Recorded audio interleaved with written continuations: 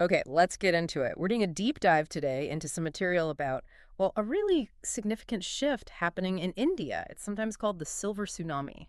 That's a powerful term for it. Mm. And the numbers in these sources, they really back it up. We're talking about India's population aged 60 plus. Right. It's projected to jump from, what, about 153 million now, maybe 10.5% of everyone, to a massive 347 million by 2050. 347 million, that's huge. That's over a fifth of the population then. Exactly, over 20%. Mm-hmm.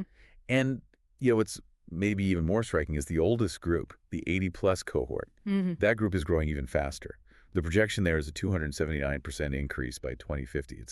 It's quite something. Wow. Okay, so our goal here is to really unpack what these sources say are the main challenges facing India's seniors as this happens and maybe touch on some potential solutions they mention. Yeah, absolutely. And the why behind it is pretty clear, right? It's fundamentally good news. People are living longer, Yeah. better healthcare, better nutrition in many cases. Life expectancy is climbing. Definitely. You see life expectancy at age 60 going up. Hmm. In some states, like Kerala or Himachal Pradesh, women reaching 60 can now expect to live into their early 80s. Which is fantastic, truly. But the sources are quick to point out that living longer doesn't automatically mean living well. They talk about this sort of triple threat. Yes, that's the framing. Financial insecurity, problems with healthcare, and social isolation. Three big areas. Let's start with the money side. How bad is it?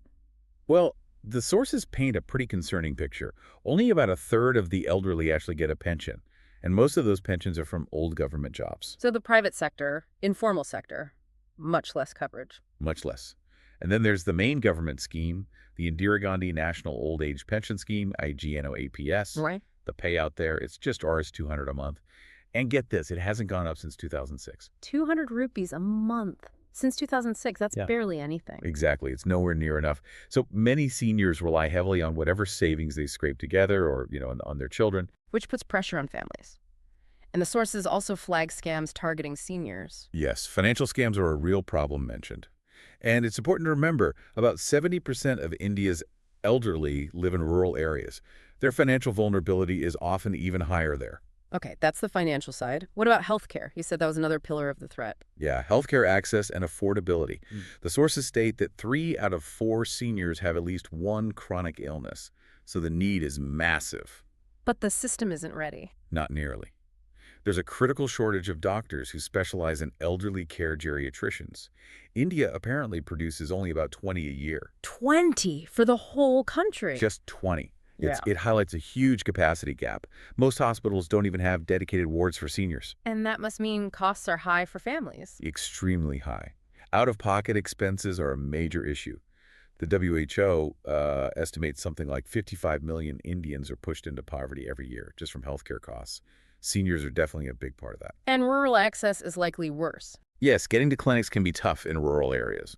There is a national program, the MPHCE, but the reports suggest it's seriously underfunded, doesn't have the resources it needs. Okay, so financial stress, healthcare gaps.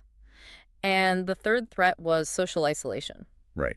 Loneliness and isolation. This connects to broader social changes. The traditional joint family system, while still present, is less common now, especially with urbanization and migration. People moving for work, families getting smaller. Exactly. So you see more elderly people living alone. The figures mentioned are nearly 9% of older women and about 6% of older men. And that isolation takes a mental toll, I imagine. It does. Depression rates among seniors are estimated between 10 and 20%, which is quite high. That's really concerning. And there's something about elder abuse mentioned. Yes, a really disturbing statistic. Reports to helplines like Elderline apparently jumped 251% since the pandemic lockdowns began. That's a massive increase. That's awful. And technology isn't necessarily bridging the gap either. No, there's a big digital divide. Sources say around 86% of seniors can't really use online services. Think online banking or telehealth appointments. That cuts them off even more.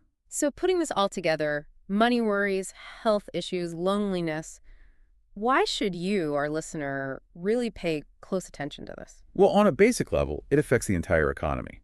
An unsupported, vulnerable, elderly population is a drag on growth. Plus, the ratio of working-age people to seniors is shrinking fast. Right, you mentioned the numbers earlier changing dramatically. Yeah, from like 14 workers per senior back in the late 90s, down to a projected 4.6 by 2050.